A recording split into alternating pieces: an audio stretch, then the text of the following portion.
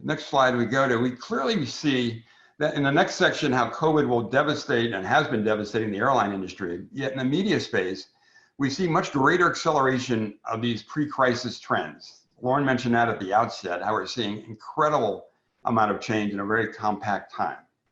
So when we start looking at some of these trends, and what we see will probably continue is an initial shift to mid and lower funnel focus by marketers as budgets have been reduced.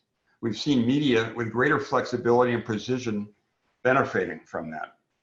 Increased use of OTT and CTV video content will accelerate and force a greater need to monetize and optimize the nonlinear impressions so prevalent in the marketplace today. The absence of sports likely accelerates the pay TV decline as AVOD and SVOD services spike and post-crisis adoption increases. And a shift from traditional linear TV to OTT will accelerate the addressable video footprint with rapid marketer adoption to follow. We see a need for greater accountability by marketers with lower budgets who increase demand for attribution and increased return on ad spend. We also expect ongoing modifications to the core workflow for both the buy and sell side organizations. Fewer in-person meetings will drive a need for greater automation and programmatic workflows across all media. And we expect fewer media outlets to be included on media plans to protect the core partnerships, the exclusivities, and legacy pricing, a move to more with less participants. We often see this during a crisis.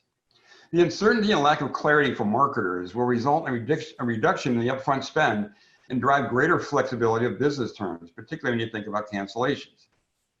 How much does a broadcast upfront get shifted? Does it become simply a calendar year 2021 upfront? Or is a perpetual scatter marketplace possible for the foreseeable future?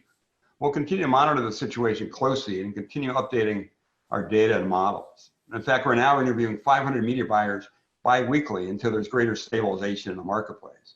Please reach out if we can provide more insight for you. But as I turn it over to Witt, who is based in our San Francisco office and leads our airline practice, it's important to consider that if nothing else, COVID will accelerate both the disruption and the latent trends that we've impacted the media business over the past several years. And if Lorne and team thought the comparison of the airline and media business was relevant just 8 weeks ago, it's certainly even more so now. And not just purely in the yield management models. As you'll see, it's much more beyond just yield management. Really interesting stuff, and I'm going to turn it over to Witt now.